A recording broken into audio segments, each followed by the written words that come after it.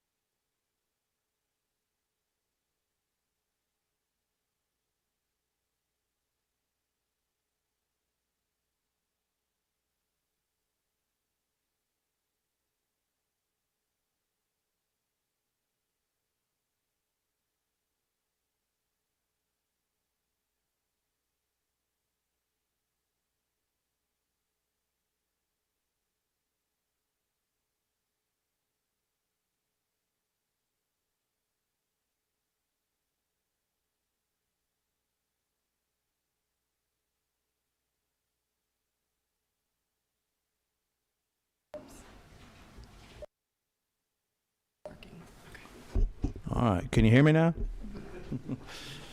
We're going to make a deviation in the agenda. The Department of Agriculture, we're going to move them to last. They asked for that courtesy, so we will gladly grant that. So that'll mean we're going to start with the Georgia Agriculture Exposition Authority. My good friends from Perry. All right, and our pages, if you would, all the presenters, if you would refer to the budget number, not the page number, because we've got some different page numbers on some of these copies we're looking at. Good morning, Mr. Chairman. Good morning. Great to be here. It was a beautiful drive up from Perry, Georgia this morning. Until we hit the airport, and then it didn't turn so good. But we got here, and good to be with everybody. Just a basic report on the Georgia National Fairgrounds. As we speak, they are taking core samples for the new hotel that will be coming on the property. For those unfamiliar, it'll be a 126-room hotel attached to our Miller Murphy Howard building. I have with me Steve Rogers. He's put together the budget numbers that we're looking for in the supplemental. A lot of that we're asking for, with the addition of a brand new hotel, a lot of our property is 30 years old and it needs to be brought back to new, is what we're looking to do to match the aesthetics of the hotel, to kind of give the whole place a facelift. And number one, if you've been by our facility, our roofing systems are suffering pretty bad. They're 30 years old. We put a protective coating on them several years ago. It's a textured coating and it catches dirt, and the roofs just, they look dirty all the time. So that's in some of our numbers. Steve, I don't know what's our budget number. What do we? Well, I mean, we're under the Department of Agriculture. So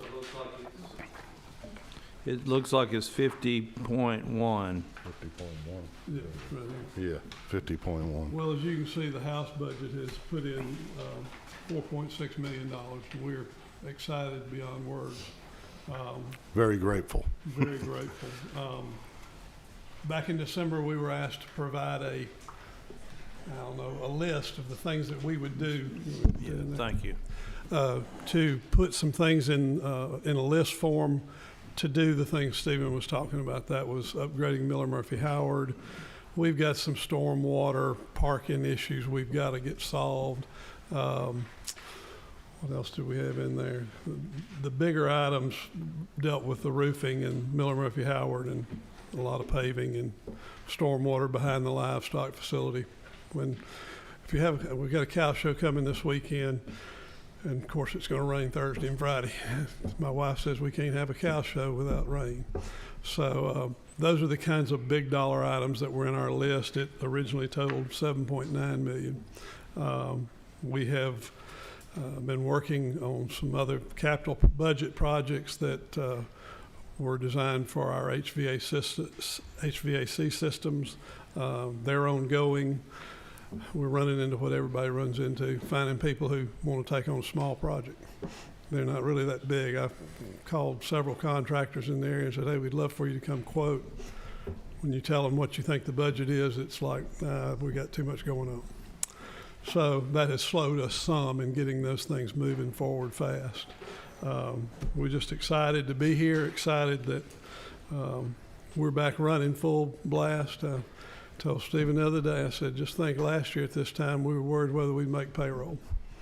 And now we're back going full blast and pretty close to full staff. I mean, we probably still need half a dozen people.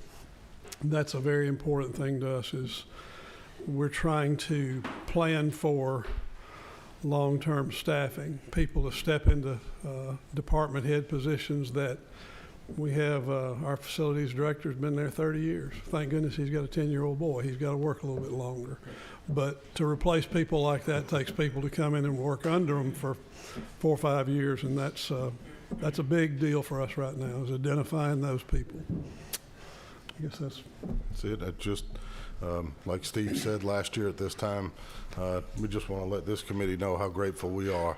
Yes. That we're in the position that we are. We couldn't have done it without the assistance from you all, the governor's office. You know, but where our calendar is full, we're seeing 0 cancellations, basically because of the new strain of COVID. It hasn't had an effect, but we're in the people gathering business, and when that hit, it was like nothing that we've ever experienced before. So we're just grateful people. So we're available for any questions that y'all may have.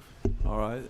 Thank you for what a great job you guys do. And I know you got the rodeo this weekend and a lot of youth livestock events this weekend. Is the rodeo's about sold out, isn't it? Saturday night's about gone, and the others we're working on them. So it'll be a sellout before it starts. So. Yeah, this weekend's local show, and then the next weekend's the statewide stock show. Terminals. All right. Yeah, for everybody who's buying cow feed, Harper. 2 weeks is a raise. Thank you for that correction. So give us the dates for the rodeo, please. It's the 24th, 25th, and 26th. Okay. Thursday, Friday, and Saturday. All right. And a new event that's coming to the fairgrounds, we're actually going to have a PBR bull riding event at the fairgrounds, and that's never happened. I heard Senator Walker was participating. Yeah. Yeah, that's going to be our new Senate House.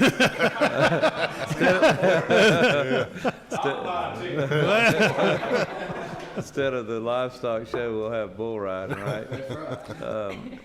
Another thing we've By the way, Marty Harbin said that he would do some calf roping if you all are interested against the house. But anyway, the hotel project's been something we've long dreamed about, and it's going to be a game changer. And I just want to, for the audience and those watching us online, both of them, we want to. I want to mention that it's the same developer or same outfit that has done such a great job at Jekyll Island with the hotel, the Westin, and the new, I think it's a Courtyard and Residence Inn combination maybe down there. So very excited about that.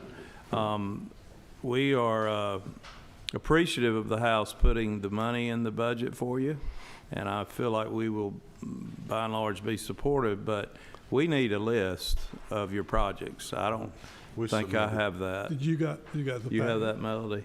Please get that to all the committee members, please. And then in light of your testimony, Mr. Rogers, and the difficulty in getting projects scheduled and contractors and contracts signed and all that, is this realistic? How much of this do you think you can get done before the end of the fiscal year? Because, of course, we're talking about the supplemental budget. Some of this supplemental stuff, it will be some developing things. We've identified what we want to do. The next question is find somebody to do it. I mean, George has been reaching out to some local civil engineering groups to try to get them to manage and be our conduit to contracting professionals they trust and know.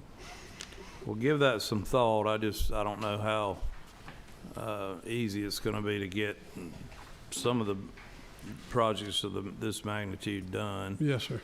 But anyway, all right, I'll open it up for any questions from the committee.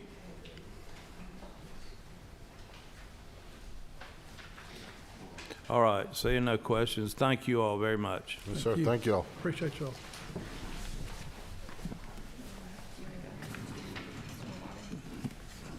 All right, well, next it'll be the State Soil and Water Conservation Commission. And for everybody that's coming this morning, if you all would introduce yourself and tell us your position and who you're with. Yes, sir. And I give this out. I apologize for not being here a little bit earlier. It's okay. But 85 South was a little rough this morning getting down here. But, thank you for the opportunity, Mr. Chairman, members of the committee. Good morning. I am Mitch Hadway, Director of Georgia Soil and Water Conservation Commission. We can be found in your tracking document under the Department of Ag, and we're referenced as 51. Start off at 51.1. And for 51.1, you'll see the $122,000, 625 for an increase in what the governor's doing for recruitment and retention. We appreciate that. We don't struggle so much with recruitment. We struggle on the retention side. We do a really good job of getting our employees trained up, and they build relationships with local city and county governments or private firms that they work with, and then they're off to the private sector. And we can't blame them for that, but this will go a long way into helping us with that issue. 51.2 is a little shy of $170,000 for 6 new vehicles that we need. We'll split that, if you're interested, into 3 four-wheel drive trucks to get some of our staff out to some of the sites that they need to visit, and then 3 passenger vehicles.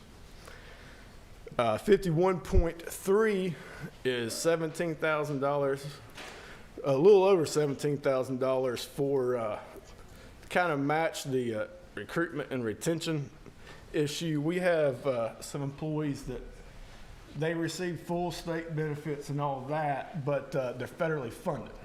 And the initial round of this did not account for them, so the House saw fit to put money in so they could participate in the pay raises. So that's what 51.3 is. And then 51.4 is a reduction of funds of $9,520. What that is, we were fortunate enough to receive a watershed technician position, what we call it. Helps with the watershed dams. They're the person that really gets out day to day to see all of our 357 dams throughout the state. We weren't able to bring that position on until September 1st.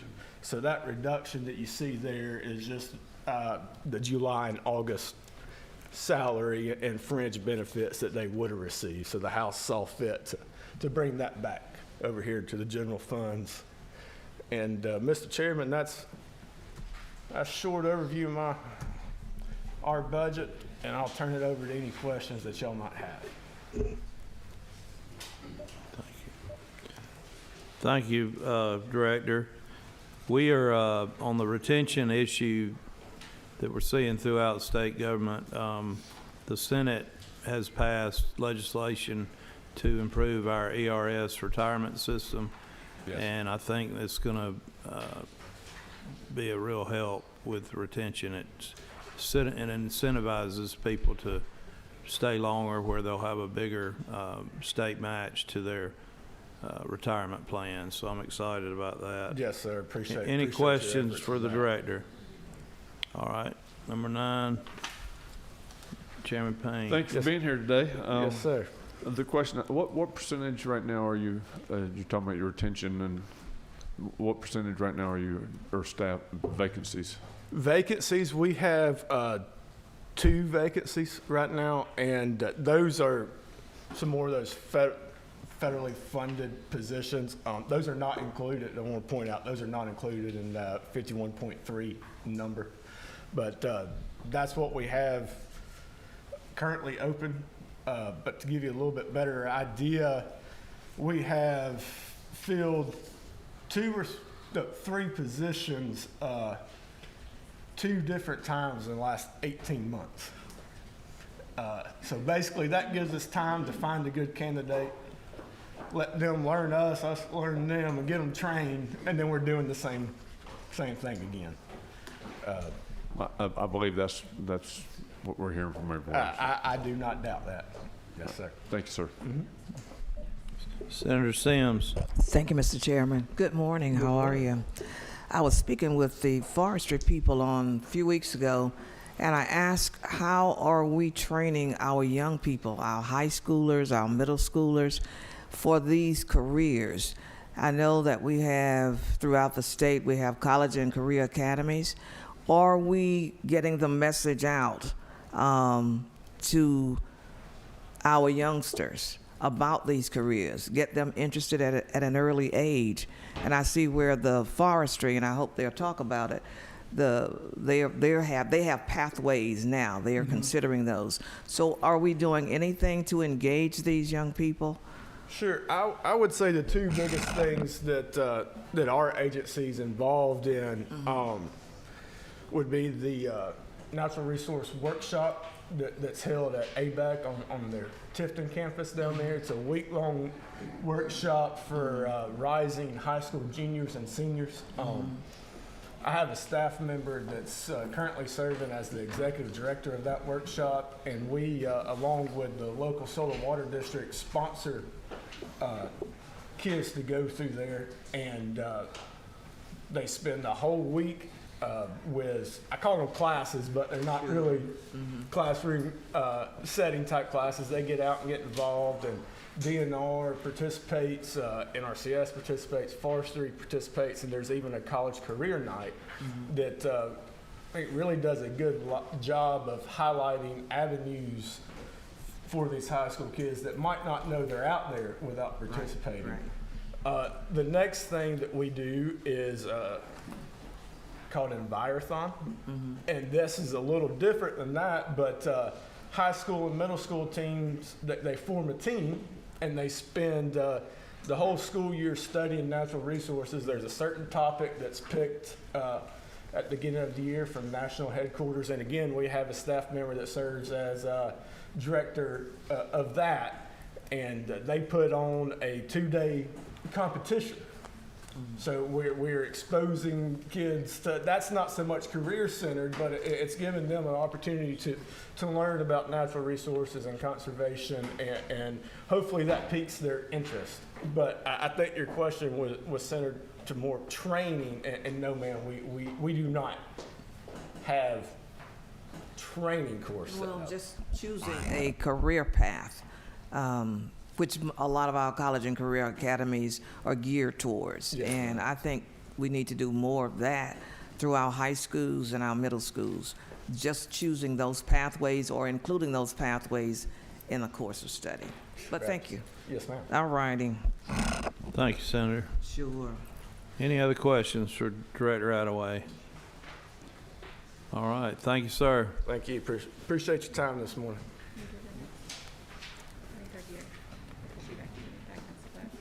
Can't we just go to? Okay.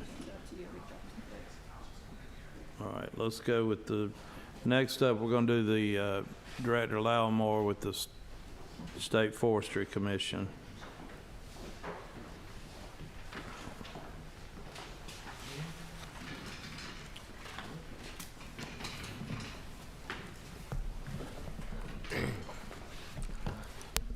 Good morning, Chairman, and thank you for the opportunity to be here. And it's really great to be here in person with everybody, and to be here with you again another year. So thankful for that opportunity. I would like to introduce Michelle Gray, who is with me on my side here. She is our Director of Administration. So Michelle's prepared for all your hard questions. So I'll yield the floor to her at the appropriate time for that. Just kidding. So Michelle does great work, great legacy with the organization. 11 years on staff, so really understands our working. So glad to have her here. Also, I know you mentioned your thanks to Melody earlier today, and I'd like to also extend a thanks to her for the really good support that you've provided to our agency this year with a lot of the questions that I've had being new to the seat. So thank you for that, and we certainly appreciate that support that you've given us and responsiveness that you've yielded to us. So for those of you new to the Georgia Forestry Commission, our 550 employees wake up every day to go protect and manage Georgia's forest from disasters, wildfires, insect and disease, invasive species, and other unknown threats that really they do a tremendous job of protecting our forests so that our forest can continue to serve as the foundation for the robust forest products industry that our state has. I would like to give a couple updates before I go into the budget, some things that were in front of this committee last year that we had as accomplishments, things you had heard about for quite a while that I'm really proud of our staff and our team. Our overtime and incident pay, we really struggled with paying our employees in an appropriate time when they would go on federal incidents. We made the decision that we were going to pay employees. In the past, it had taken months, and sometimes 6 months, sometimes 9 months, sometimes a year for us to receive reimbursement from the feds for us to pay our employees. We've made the decision. Yeah. We have made the decision that we pay employees within 30 to 45 days upon their return from those incidents, and that has been extremely well received. We had 70 employees go out and do that last year. I feel like we're going to get more employees that want to do that. That's huge. That's been a great thing, and we did that through managing our cash flow a little differently than what we have in the past, and then also renegotiating the terms with the U.S. Forest Service on reimbursement. So really proud of that. Safety was something that came to this committee. We had work comp claims that were pretty alarming last year. We made the decision to move our safety officer underneath our deputy director, who reports directly to me. So we believe that that's making some change, and really in the middle of making the final revisions to our safety manual. So excited about that. Last season we had a record plowing and burning and landowner assistance year for our agency, and I'm extremely proud of that. Extremely proud of our team that got out and did that in the midst of COVID, in the midst of just interruption and just different. Really proud of the work that our group did in that effort. So, and I'll turn my attention now to the budget for amended fiscal year 22. We're in section 26. We'll look at line 161.2. That's funds for maintenance and repairs and improvements. Mr. Chairman, that's the list of things that we were asked to put forth that were really for bond for next year, fiscal year 23. The House moved that to this amended budget, and that's a total of $1.035 million. You look at 162.2, that's funds for a one-time salary adjustment for full-time employees funded by federal and other funds. That coincides with the governor's recommendation to give a one-time adjustment for full-time employees, state employees. The House added money in to support our agency to be able to support employees that are funded through federal and other funds, and we're grateful for that. And then in protection, 163.2, that is the same thing. $150,000 was added. No, excuse me. Let me back that up. 163.2 under protection is additional funds for equipment to address price increases that we recognized due to inflation, and those were specifically on 8 trailers, lowboy trailers to haul tractors. So there were 8 of those, and the total of that's $150,000. And you'll see the total proposed from the governor and the House is $3.172. You can look at line 164.1, funds for one-time salary adjustments for full-time employees funded by federal and other funds for our nursery operations. The House added $24,000 into our budget so we could support our employees that work at the nursery that are funded by other funds. We also, I'd just like to make one general comment of our appreciation to the governor's office for his efforts around recruitment and retention. You know, the one-time adjustment and the cost of living adjustment gets a lot of conversation. But I will let you know that many of my employees, just yesterday, I had one talk to me about the 9% match from the 401k. I think that's huge for retention, and I think that's a huge benefit for our employees that may often sometimes get overlooked and not discussed about or talked about in committee meetings. But I would just like to let you know that the employees of the state are looking forward to that, and they're thankful for that recommendation from the governor's office. We believe that's a great start for our agency. You've heard in the past about our agency. We're 550 employees. 400 of those are forest rangers who have CDL driver's license and are heavy equipment operators. We look forward to implementing the governor's recommendation and this body's recommendation upon approval, but we also believe that we have to do more. And our commitment as an agency is to look internally and continue to find opportunities, as Senator Sims talked about, to find career paths, and invest in our employees and engage in our employees and continue to improve their personal and professional development as an agency. And I think that's how we'll set ourselves apart and continue to improve on retention and recruitment to quality employees that will ultimately, and it all gets back to this for our agency, and this is something our agency takes great pride in, is to protect Georgia's forest resources, which is the foundation for one of the largest economic engines that this state has. And so that's something we take great pride in and something that we work hard to do every day. Mr. Chairman, I'll be glad to take any questions. Thank you, Director. I certainly appreciate the good work you're doing. That's good progress. Georgia is the #1 state in the nation for private forest land. Is that correct? That is correct. 91% of our forest land is owned by private forest landowners. I think a lot of folks don't realize how huge that is. Tell me about, are you celebrating a birthday this year? Yes, sir. Well, that was one of our accomplishments that we did last year. We had our centennial last year, and you attended our culmination event there at the Georgia the Georgia National Fairgrounds in the Georgia Grown Building. Wow, that's a mouthful.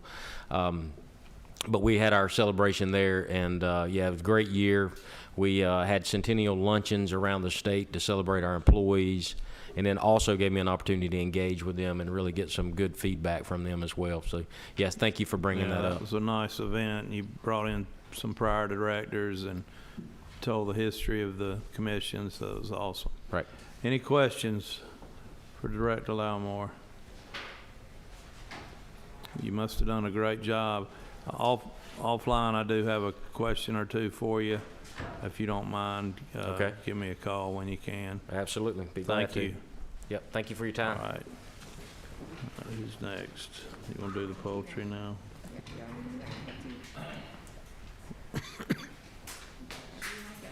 So who is it? Okay, so next we have Commissioner Williams with the Department of Natural Resources and his Deputy Commissioner. Good morning. Good Morning, Mr. Chairman, Morning, members morning. of the committee. I wanted to introduce, for those of you that don't know, my Deputy Commissioner, or DNR's Deputy Commissioner, Walter Rabin, will be with me here today. And first, there's been a couple of questions about Career Academy before I get into the budget and career academies. We are kicking off our first one this summer. We're taking applications now. We're trying to catch high schoolers before they make a decision. And choose a major in college, so they'll be 11th and 12th grade. Are we going to 10th grade as well? It's a 1-week residency course. They're going to stay at Charlie Elliott a couple of days. We're going to take them by bus down to the coast to learn what we do on the coast. And so real excited about that. I think we've got over 200 applicants for about 30 slots. This is our inaugural one, so we're going to work out the kinks, and then hopefully we can do either a much bigger class next year or 2 weeks of it and have 2 classes. So we're excited about that. We think that'll help recruit good employees and maybe retain them as well. But thanks for letting me be here today. We have a few primary changes in our FY22. Have the increased funds for the $5,000 pay increase for all our full-time benefit eligible employees. That's under Department Administration. And I'm so appreciative of that. That just goes a long way with our employees. $1,200,000 to replace 45 vehicles that have outlived their useful life. And then beginning on 228.2 through 228.4, you'll see some house changes. They put in $711,746. That is to shore up that $5,000 pay increase that we're going to be giving our employees. You'll see $5,947,665 for construction of the Jekyll Island Public Safety Complex. That is governed by its own authority, but they put their bond funds in our department, so that'll be passed through to go to Jekyll Island Authority. And then a much-needed $14,960,000 for repairs and renovations to our parks and recreational facilities, to go against a backlog of some deferred maintenance we have in our 60 great parks. Under the Wildlife Resources Division, $871,210 for the Wildlife Endowment Trust Fund. That's paid in arrears every year based on the amount of lifetime licenses we sell in that year. So we had another good year with those. And then on 228.5, you'll see a little bit of money's in there to help pay off my daughter's wedding debt on New Year's Day.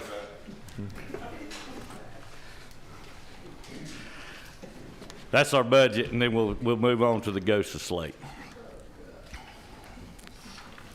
All right, questions on the budget?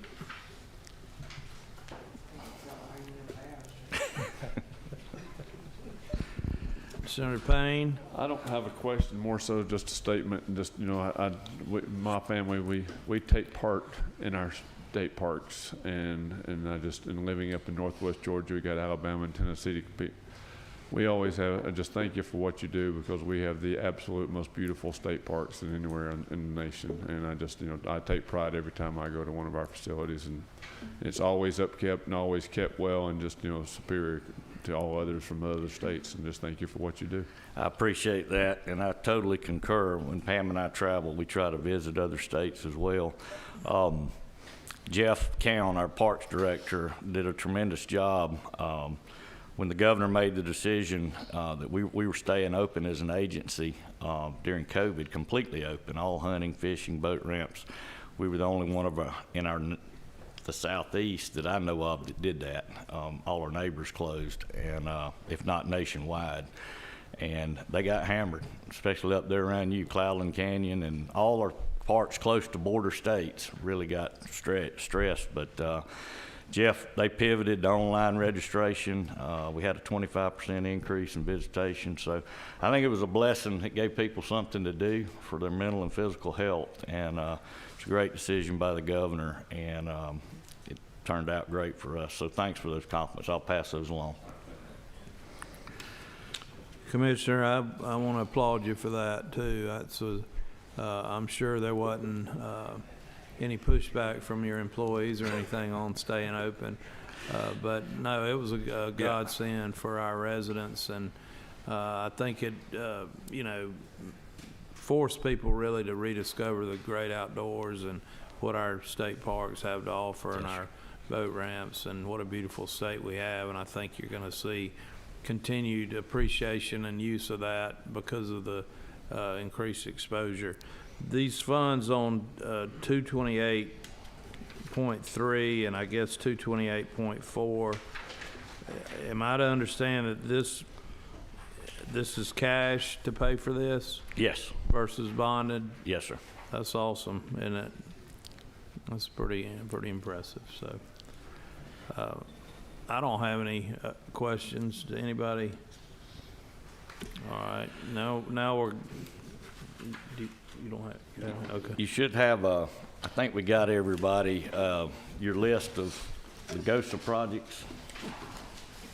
All right. So GOSA is the From the trustees. Georgia Outdoor Stewardship Act. When did we pass that? 18. Yes, sir. 2018, and we take a percentage of the sales tax collected on outdoor equipment and ammunition, firearms, any kind of outdoor equipment, and we put it in this trust fund. Correct? Yes, sir. I'm sorry.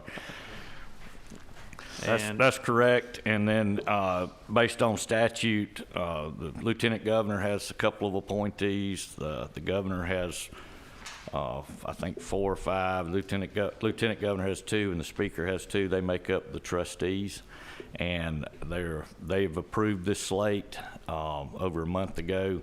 Then it goes to the DNR board. They approved it about 2 weeks ago, and now it goes to this body and the House Appropriations Subcommittee for approval as well. all right, and so our opportunity here is to ask any questions about these projects, and we can vote the list up or down. We do not have a line item type veto on any of this stuff, so because it's gone through quite a process before it gets to us. But if you see any projects listed here that you have a question about, now's the time to ask. And I will point out that I believe last year it was around just under $20 million, 19 million or so. Yes, sir. So you can see that the increased activity, economic activity in the outdoor recreation area has dramatically increased the amount of funding or the money that went into this fund. So it's about a $9 million increase over what we had to look at last year. So while we're here, Commissioner, and you and I have had this discussion, my concern or my desire, I guess, with these funds is to look for really kind of almost generational type opportunities to acquire and protect lands for future generations with this money. I think that was the primary intent behind the legislation, and not to supplant what would normally be bond money for new facilities or repairs and maintenance of existing facilities. That is more challenging than you think. You have to have viable opportunities to be able to do that. But as you all go back to your districts, be aware that this is a source of funding for acquisition of land for public use in the future. And if you see something in your district that's you know, a unique, good opportunity, please talk to the commissioner about that, because they're looking for those kind of opportunities. Absolutely. Would you like to speak to that, you Deputy Commissioner? No, or Commissioner? I agree with you. We always looking for high conservation value lands, be it through the endangered species, high hunting and fishing value, public recreation value. So any qualified applicant can bring those to us. but we have a lot in the pipeline now. I'll get with you offline. After we talked privately, I didn't know exactly what we had, but I met with our land guy, and so we're working on some stuff. With these 2 tracks, that puts us right at 30,000 acres in 3 years through this program. You don't break it down 10,000 a year because we bought 24 in 1 year. So, but if you look at it over an average, but the chairman's point's duly noted. We try to strike a balance with local, and we don't have in statute this much land, this much local project, this much this, but they're all important. They're all important to your constituents. So we, after our conversation, I will get with you and go over some of the stuff we have in the pipeline. But you will see more land coming here. This one is a little bit project heavy, this list. The others have been a little bit land heavy, for lack of a better term. But I think the trustees do a good job of trying to strike a balance in this huge state we got, with even spreading them out to different geographical areas. So it's a great program, and we really appreciate y'all passing the legislation and continuing to fund it. Okay, so we're, thank you, Commissioner. Is it the pleasure of the committee to, okay. So I have a motion to pass and a second to approve this list of projects. Any discussion? All right, all those in favor signify by saying aye. Aye. Any opposed, like sign. Okay, your project, GOSA projects for 2021-22 are approved. Thank you, Mr. Chairman. Yes, sir, Including thank my you. report. Is that right, 2021, 20? 23 budget. For the FY '23 budget, Right, yep. these projects, all right, thank you.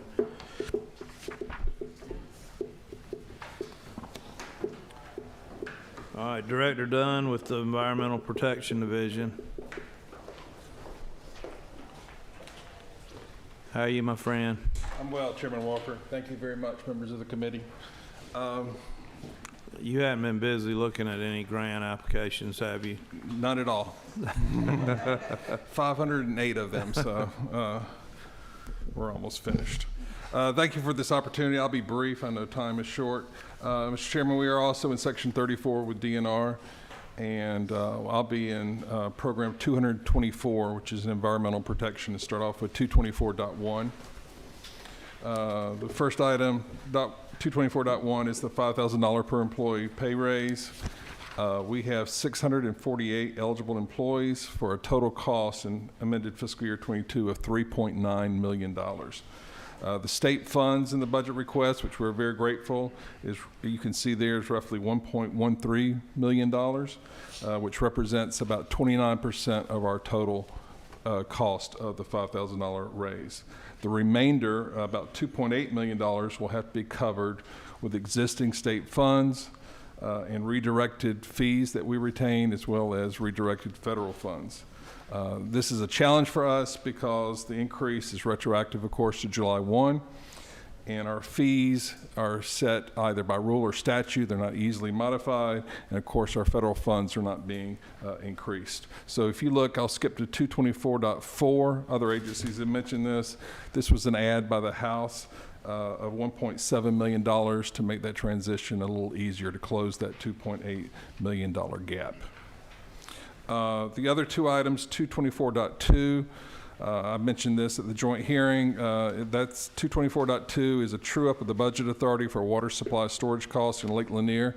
That was initially provided, the amount was initially provided in the amended fiscal year 19 budget.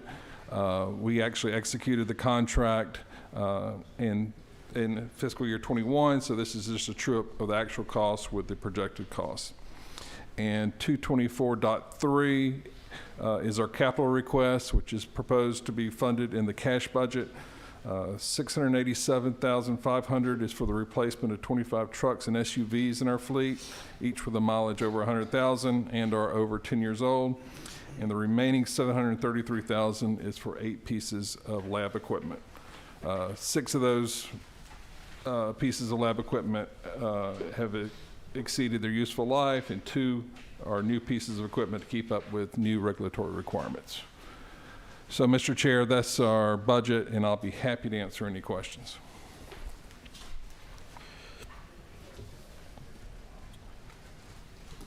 Director, thank you for the great job you do. Thank you. And your responsiveness whenever we need something from your office. I really, really appreciate that. This Lake Lanier thing, so the federal government of the U.S. Army Corps of Engineers manages Lake Lanier. Correct. So we have to pay them to manage it. And then don't we charge the cities and users of the water to try to recoup that cost? That's correct. Well, we made a request to use part of the lake to meet our municipal industrial water needs going forward. We were granted that request. Of course, when you're granted storage in the lake, you have to pay for it. You have to reimburse the federal government, to Army Corps of Engineers, and pay for it. We're holding back, as you said, we've allocated most of that storage to water supply providers. We're holding back 20% to see where the growth occurs. You know, we have projected water needs through 2050. We're not quite sure where it will emerge, so we're holding back 20%. And what you see in the budget is the state cost for that 20%. But you are correct. Once we allocate that over the next 30 years, the state will be able to recoup that cost with interest. And is this unique, or are there other reservoirs in Georgia that operate the same way? Allatoona is a good example. We're a few years behind Lanier. We've also have obtained additional storage in Lake Allatoona to meet water supply needs as well. So it's not unique. All right, thank you. Mm-hmm. I didn't know that until very recently. It's big, it's important, and it's a big deal. All right, thank you. Any questions? All right. Thank you, Mr. Director. Chair. Have a good day.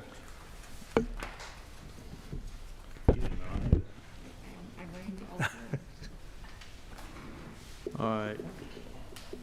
We're going to go to the University of Georgia now. All right. All right, I see Dean Place is here, and he may have some folks with him, but we'll hear from him, the University of Georgia College of Agriculture and Environmental Sciences. And there's several, okay, so then we got forestry. All right. Good morning, Dean. Good morning. How are y'all? It's good to see you, Chairman Walker, as well as the rest of the committee. It's good to be with you here.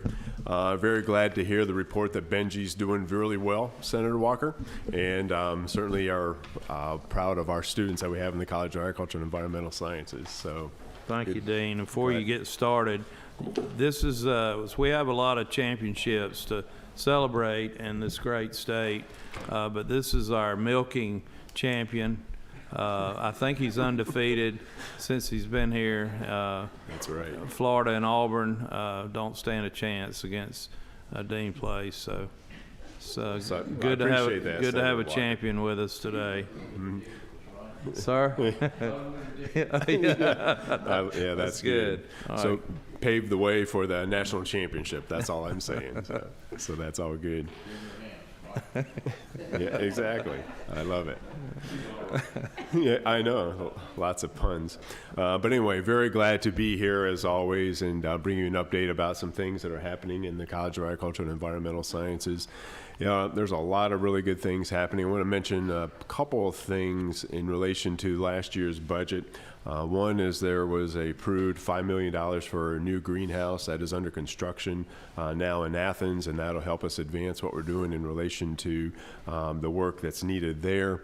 And then also next month we're actually breaking ground for our new poultry science building, and so the state has committed most of their funds. We're in the process of raising the rest of our private funds that'll go towards that. It's a $54.1 million project that'll be located just a little bit south of Connor Hall and really help us advance what we do for the poultry industry, particularly on the research and teaching side of things. So wanted to let you know about that. And then also to let you know, we are in the process of beginning an institute for integrative precision agriculture. And this will be a UGA effort overall, but our college will really be at the center of that and involve the College of Engineering, Franklin College, probably Warren L. Forestry, as well as Veterinary Medicine, who are my colleagues here behind me. But this will be an excellent opportunity to really think about what we can do to advance the use of technology and innovation for agriculture, and looking at sensor technology, decision-making tools, and things we're doing for poultry industry, dairy and animal sciences to help producers be a lot more efficient and effective in regards to the work that we do in supporting our state's #1 industry. So I wanted to give you an update about that as well. Speaking specifically about our budget, so we are in section 41, which is Regents University System of Georgia. On my document, that's page 18 and 19. I'll start there. So 265.1 is the first line, and as you've heard other speakers this morning, this is for the $5,000 pay raise for benefits eligible faculty, state faculty and staff, and really appreciative of that. That's going to help a lot with retention. And right under that, the 265.2, so these are funds that the governor put into the proposed budget of $1.15 million, and specifically these go to precision agriculture, or integrated precision agriculture effort. And the breakdown of those funds is that $500,000 of that would go towards infrastructure, $350,000 of that would go towards equipment costs such as sensors and other technologies. $250,000 would go towards seed grants that we put out there for faculty to apply to get initial research and data that they could then turn around and go towards larger federal grants. And then $50,000 of that is to host an international conference hosted by us here in Georgia related to integrated precision agriculture. 265.3, that is additional funds to help with the $5,000 pay raise in regards to those faculty and staff who are not on state funded salary lines. And then jumping ahead, I want to talk about cooperative extension. And looking at those two specific lines, 267.1 as well as 267.2, these relate to the $5,000 pay raise.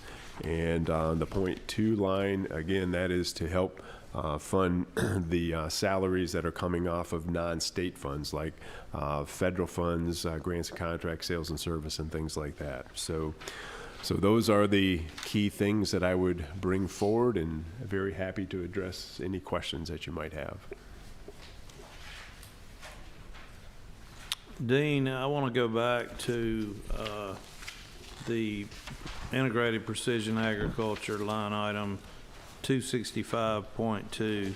Yes, sir. Is this the 500,000 infrastructure? Is that for the building in downtown Athens, or? So these would be funds we would most likely use down in Tifton, and yeah, because we have a number of our faculty down there doing work in precision agriculture, and there's a section of that building that we need to upgrade, update to support the work that they're doing. And what do you have in downtown Tifton? Has that already been funded, or?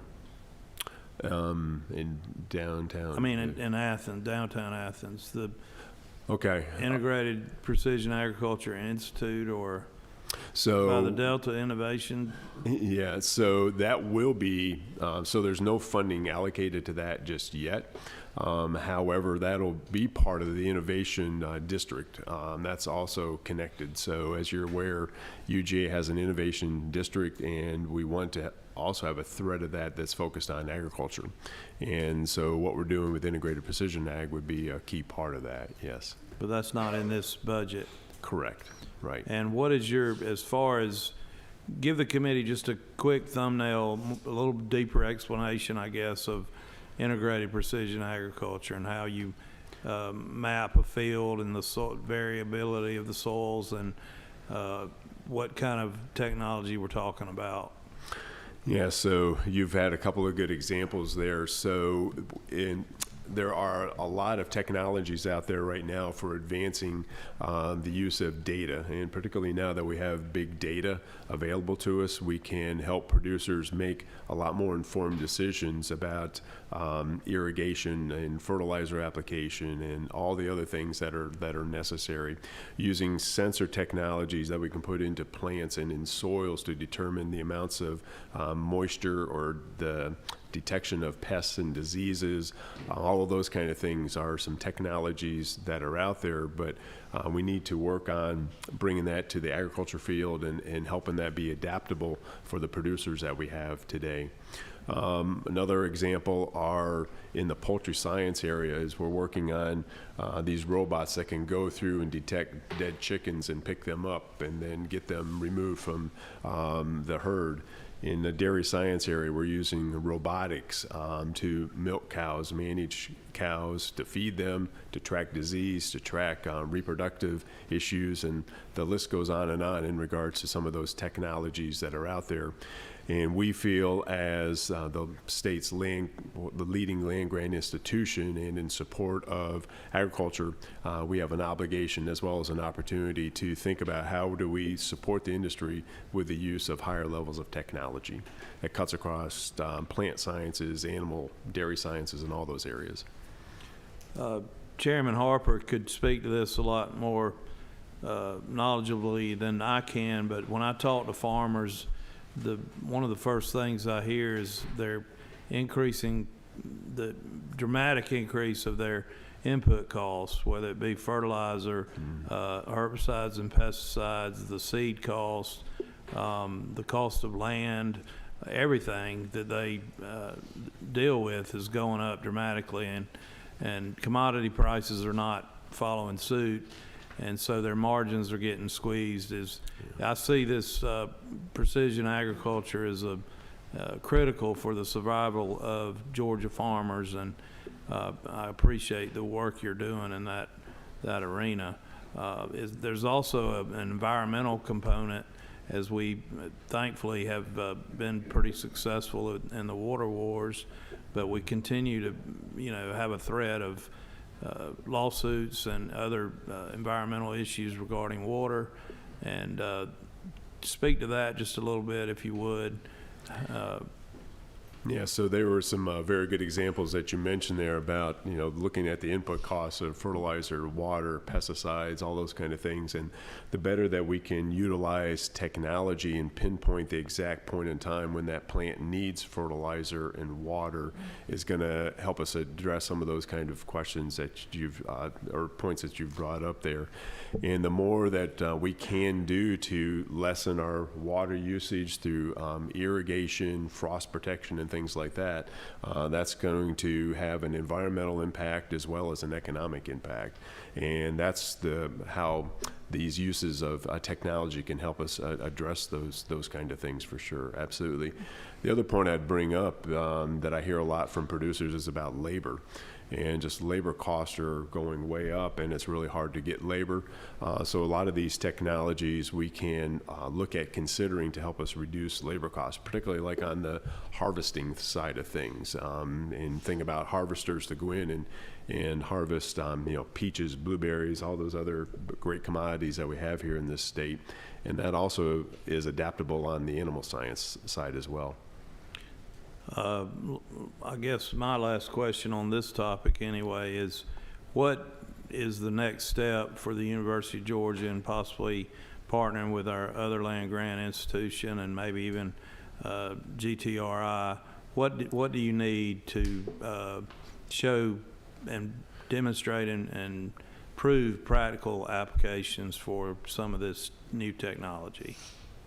Yeah, so there is a lot of opportunity with that. So when I mentioned about the Institute for Integrated Precision Agriculture, yes, that would be an effort that's basically housed within UGA and governed from that perspective. But a key part of that would also be reaching out to Fort Valley State and working with them, as well as with Georgia Tech and the GTRI that you've mentioned.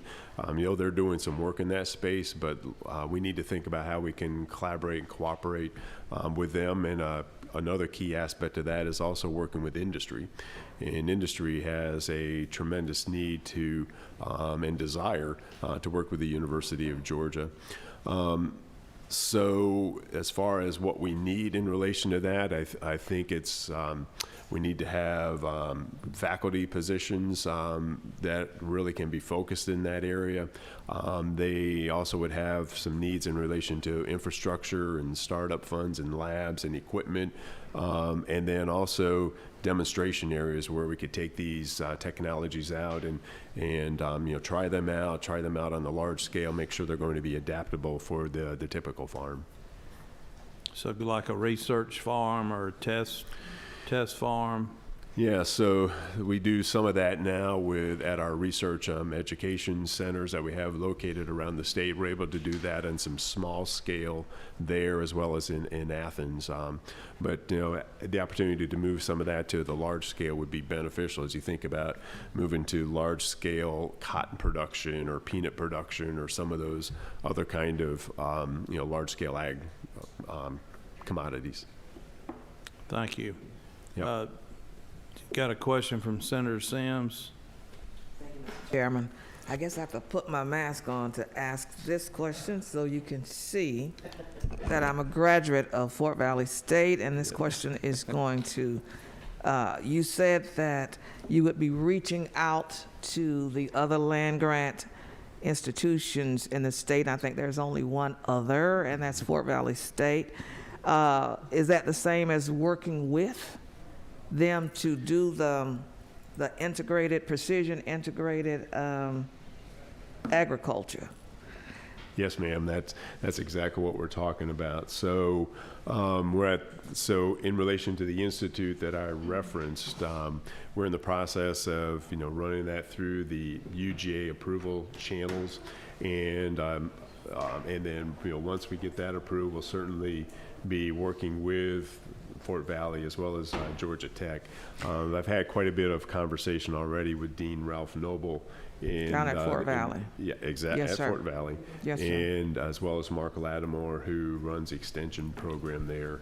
We're working really closely with Fort Valley on a number of things, and one of the things that we've just kicked off here in the last few weeks is a student exchange that we're doing with Fort Valley for Fort Valley students to have an opportunity to come up to UGA and work with our faculty and get them into labs, and then hopefully have an opportunity to train them, recruit them into graduate programs. The other question has to do with the Water Policy Center at Albany State University with Mark Masters. And they do quite a bit of work with mapping. Are you guys competitors, or do you work together? How does that work? Because it's all state and federally funded, I guess. I'm not certain. Yeah, so I'm not familiar with that myself. Okay. So that's something I would need to look into about the, what we could collaborate on for sure, but I'm not familiar with that myself. Well, we need to get familiar with them. It's a great group of Mark Masters is phenomenal. He has done this for quite a few years. So I'll talk to you about it offline. I'd appreciate that. Thank you. Thank you, Senator. Yes, sir, Mr. Chairman, thank you. With your experience of hands-on experience from what we heard in the beginning of your introduction, I would ask a couple of questions of you. Number one, any integration with Georgia Grown, which I think is a great program from the Department of Agriculture. How do you do that? And the second is what I would call internships. One of the things I think our educational process is missing is interns, where you've got farmers who are operating with knowledge that they have, but then your students have new knowledge. Is there any type of intern program where part of the learning is actually, how do I say, hands-on and in the field? And just curious about that. So I appreciate that, Senator. In relation to your first question about Georgia Grown, I'd say we work really closely with the Georgia Department of Agriculture on a number of areas, including Georgia Grown. One of the events that's coming right up is our Flavor of Georgia, where we are working with innovators, entrepreneurs that are developing new products and value-added products and those kind of things, and then have demonstrations of that and judging of that. We work closely with the Department Department of Ag on that, as well as a host of other things. So our partnership with my fellow commissioner back here is a key aspect of that. In relation to internships, I am proud to say that our college in particular really values internships, practicums, hands-on learning, experiential learning, as we like to call it. And we encourage all of our students to get out and work with agencies or corporations, companies on farms to get those kind of experiences. And that helps in a number of areas. It helps to really bring a lot more credence to what they're studying in the classroom, and it also helps them better understand about the career track that they want to take. They may get passionate about something and pursue that, or they may also find out this is something that I don't want to do, which is also important for them to find out. So, yeah, so the internship experiential learning is a critical aspect of what we do. Okay, thank you. Appreciate it. Yeah. Good question. Dean, anybody got anything else? Okay. The burgeoning citrus industry in Georgia, I just want to point out, I hope y'all are doing what you can to support that. I'm sure you are. We have such a diverse agriculture in Georgia, and that's one of our strengths. But I mean, the blueberry industry, I think, has some challenges. I know you're paying attention to that too, and of course pecans, peaches, in addition to our more kind of traditional peanuts and cotton and soybeans. Yes, sir. So we had a chance to meet with the Georgia Citrus Association about 2 to 3 weeks ago and had a really good conversation. And it's very eye-opening to see how that industry is really taking off. There's a lot more acres and farms, and as well as product that we expect to have on the market here over the next 4 to 5 years. And we are working closely to support them. We've appointed a area agent to work in that space, and we're also collaborating with the University of Florida in relation to citrus production, particularly along the panhandle of Florida, which is very conducive and similar to the environmental conditions that we have in southern Georgia. So, so that's another area that we're looking at. But yes, sir, that's a critical aspect as well. A lot of exciting stuff happening in the world of ag, and I'm told recently that we have some varieties of barley that can be, viable in Georgia too. So, just a lot of good diversity. Absolutely. Mm-hmm. Thank you. All right. Next, we have the UGA Warnell School of Forestry and the Forestry Cooperative Extension and Research. Good morning. Good morning. Good to be with you, Mr. Chairman, members of the committee. Our budget issues here are pretty straightforward. We're at Forestry Extension is at 269, and we're looking there at 269.1 is the $5,000 pay increase, which is a huge morale boost to our employees. Very grateful for the support by the governor and the House and Senate for that. And also 269.2 is the funds to make the adjustment available to those who are not fully funded on state funds. Forestry research is at 270.1, and similar adjustments there. 270.1 is the adjustment for the pay increase, and 270.2 is the adjustment for those that are not fully paid off state funds. So that's all we've got for you this morning. Very appreciative for the restoration of the remaining budget cuts in the governor's budget, and that gets us back on track doing face-to-face extension work, and will give us the opportunity to fill a couple of positions that we have had unfilled since the 21 budget. Happy to answer any questions. Any questions? All right. Thank you, sir. You're welcome. Thank you.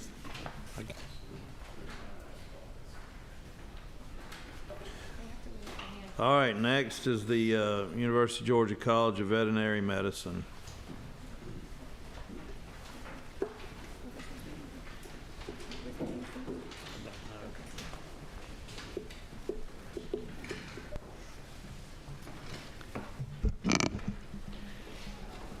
Mr. Chairman and members of the committee, thank you for the opportunity to speak with you today. Did I rush us? I'm sorry. My name is Lisa Nolan, a proud alumna and Dean of the University of Georgia's College of Veterinary Medicine. I'm joined today by Jesse Hostetter, the Executive Director of our Veterinary Diagnostic Labs and Head of our Pathology Department.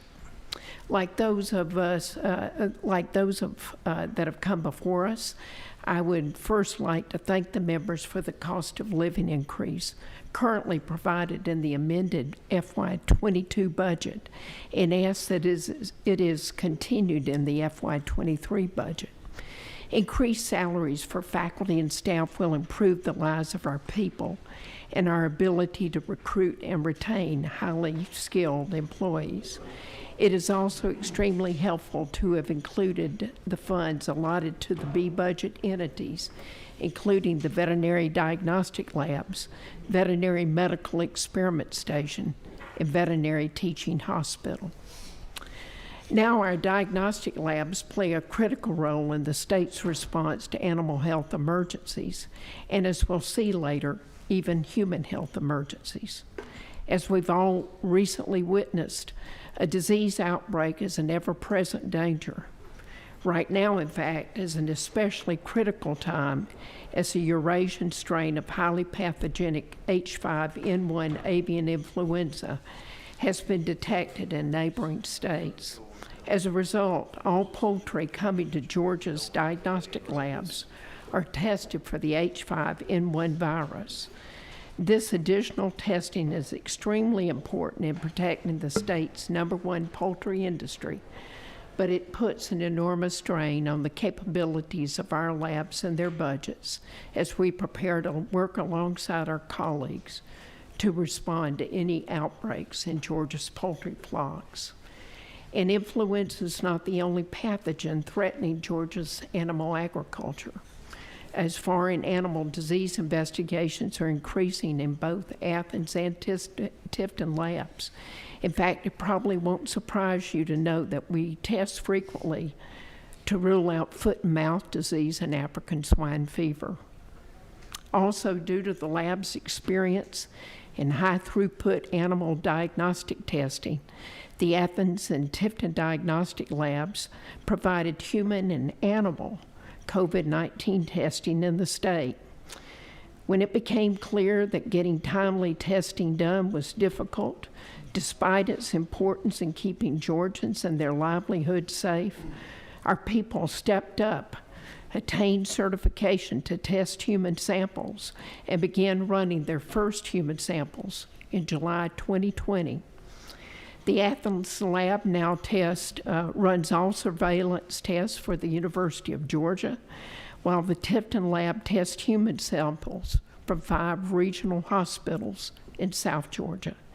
As of January 2022, the labs had tested more than 126,000 human samples for COVID-19, with results reported in under 24 hours, as compared to the commercial labs that take 3 days or longer.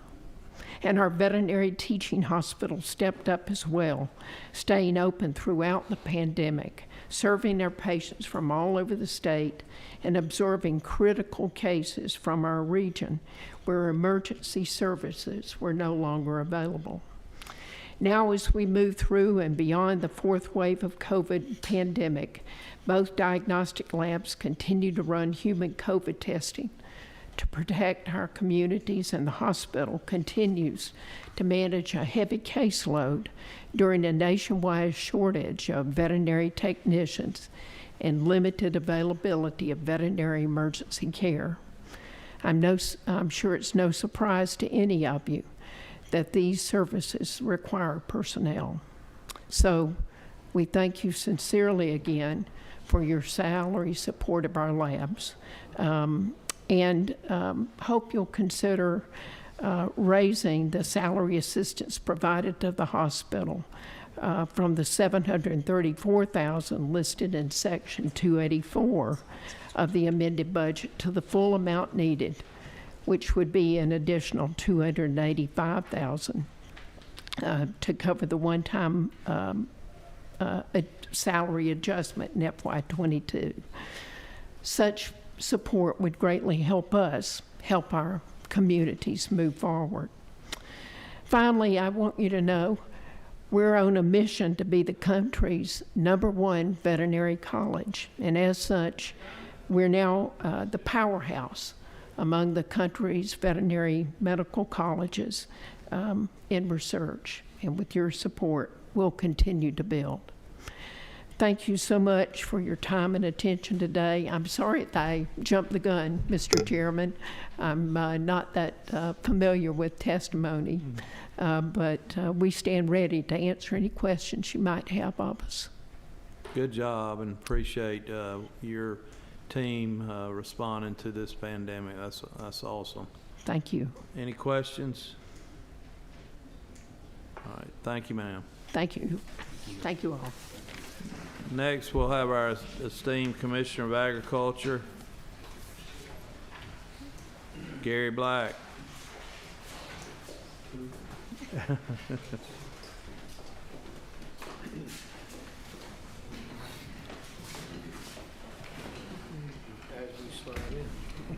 Good morning, Mr. Commissioner. Chair, members of committees, good to see y'all this morning, and thank you for the opportunity. Let me put an exclamation point a bit on Dean Nolan's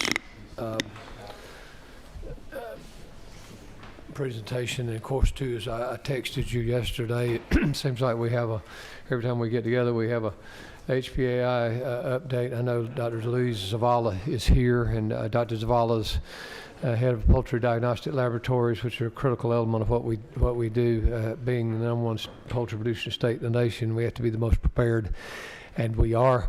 But we had really the first high-path AI actual confirmed in commercial flocks, was just in the last couple of days in Kentucky. Broiler flock. There's some another backyard outbreak, and then we've got some notices in Indiana too. So as we've been together several times in the last couple of weeks, and I tell you, we're on high alert. We are, but it's because of the great work these folks do. But the Tifton and Athens lab, though, also play an incredibly important role in all of agriculture, and they're kind of like, not unlike some of the other regulatory work that we do. It's kind of like the baseball umpire that's the best umpire in the world is the one that you never see. They just call the balls and strikes, and they don't make a big deal out of it. And I guess people get on them when they blow a call, and that sometimes that's the way the work of these professionals is. That we're just doing the job every day, protecting the state, doing what needs to be done. But we do have to invest in them. And maybe that's a good segue to the budget. Just this committee doesn't need Budget 101, but I always want to just be sure that we're sure. And remember, we have several things that are attached to us. Some of those folks have already come by you this morning. So we have these budget elements are attached to the Department of Ag, Athens and Tifton labs, the poultry labs, the fairgrounds, soil and water. All of those are attached to us, and we have the finest CFO in all of state government, and no other agency can have him. And I'm proud to be here with Jimmy Wilson this morning, and we'll touch a couple of high points of our three elements. Those three elements are the consumer protection, which is I believe is 46.1. 47.1 is Department Administration, and 48.1 is Marketing and Promotion. So we have those three elements that are always departmental proper, and those are the three things that we'll speak to this morning, Mr. Chairman. I would put it in two different kinds of comments this morning for the committee, and I want to do them both very, very respectfully. And one's kind of a checkbox. When we look at on 46.1 and on that whole element, actually it's line 46.1, which is the pay increases. I'd like to come back to those in just a moment, Mr. Chairman, and I'm gonna get the ones that have the checkbox first and come back to the question marks if that's okay. But I think the critical one for y'all is on 46.3. There's 177,000, and it's covered in the blue box up there. What we were able to do is go back in the supplemental and just find the money that we didn't spend on hemp, and that we didn't spend on the soil scientists for the soil amendment program, because y'all approved that money last year, beginning July 1. We did a search after search after search trying to find employees. Some of that we didn't accomplish it till the 1st of January just because of the labor market. So we were able to find those savings and return them to you. And that's what the House has presented back to you. We support that. It just makes sense. We can't spend the money on only on what you appropriated for. We didn't have they are annualized now when we come back into the 23 budget. All that's in there, but this was taken out in supplemental. There's a switch on 47.3. It's 382,000 that's actually moving out of 48.3. That's just a moving between two of our budget areas from marketing over to administration. It's an occasional, every so often, we haven't done this in a while, but we ask OPB to let us shift that within our program areas. It's just helps we balance at the end of the year. We need to balance within the three columns, and that's what helps us to do that. Mr. Chairman, I think that is the only big things. And I guess we come back to the question marks, and let me say this is again as respectfully as I know how. We're at one. First of all, we're glad we've been talking about this is my 12th budget. Every budget I've asked y'all is to help our people. Because the most important investment we make in the state of Georgia is helping our people. And we've got to get them where they have a strong career path, that it is, and we've made progress. Y'all have helped us make progress. We're not where we need to be. The 5,000 is great, except, Mr. Chairman, we still come to you even with the House representation of what the number is, and I cannot tell you how it was calculated.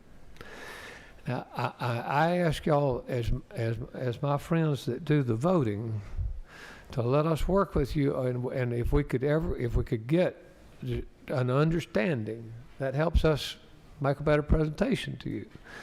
But Mr. Wilson and I, as honestly as we know how, with all of the information we have at our disposal, knowing our operation, I sit before you today to say there is not enough money to achieve the goal. There are different nuances that have not been considered. Doesn't mean that anybody's trying to play a shell. It's not. I'm not saying that at all. I'm just saying we'd like to sit down and talk person to person, program to program, so that you know what you're voting on.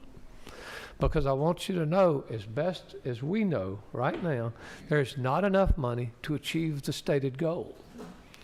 And so, do we eat our seed corn? I mean, do we make it up with our seed corn? I don't know. If it is, tell us so. But otherwise, we need to get an accurate accounting. And I think that's what y'all want. Y'all don't want to vote on something and come back later and figure out what happened. And I pledge to you, we'll get an accurate number. But here's one place. You remember, we got a state meat inspection program. We have an approved, wonderful state meat inspection program, 60, 65, 70 people in. That's paid for half by the federal government. So see, we've told everybody they're going to get a $5,000 increase, but they're not. If half of the money, I can't get the federal government to match that. And so if we're going to, and let me tell you what, those $35,000 meat inspectors, they need a $5,000 increase. They sure do. But we need to fund it, and not just fund parts of it, because the other calculations, I understand it from a, there's a calculation based upon the time they've been here and the segments, how long they've been here, and we're going to pay them for part of the time. That's what makes up this number. So it's not just as simple as saying $5,000 for everybody.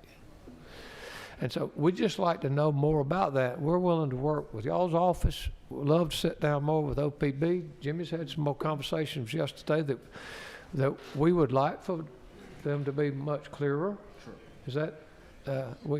Because we're going to do the right thing.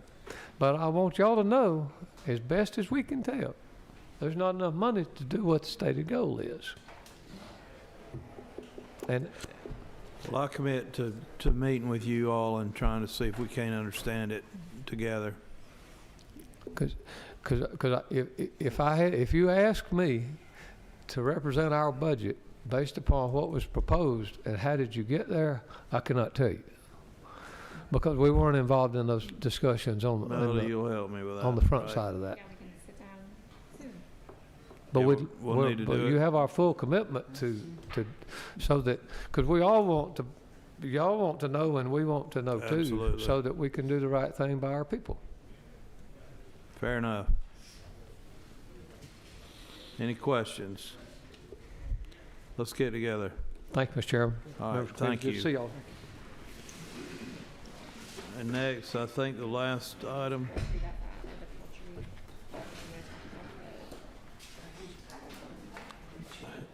Should I have asked Gary about that, or? No, she's here.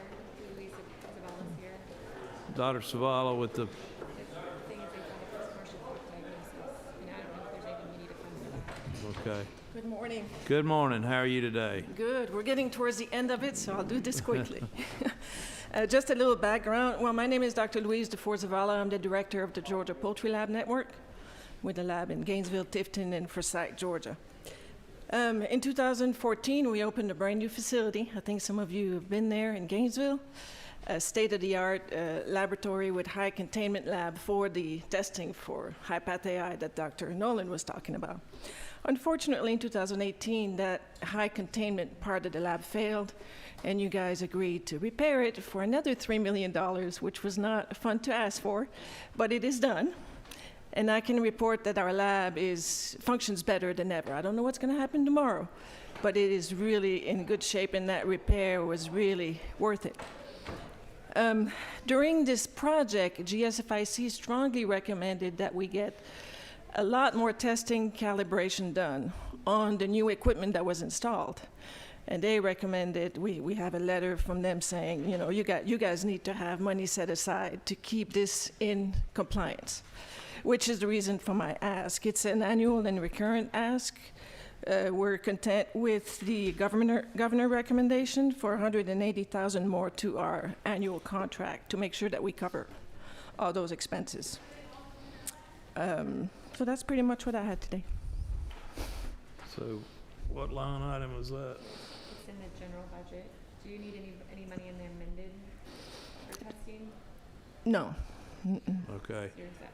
And the commissioner just mentioned there's been a commercial.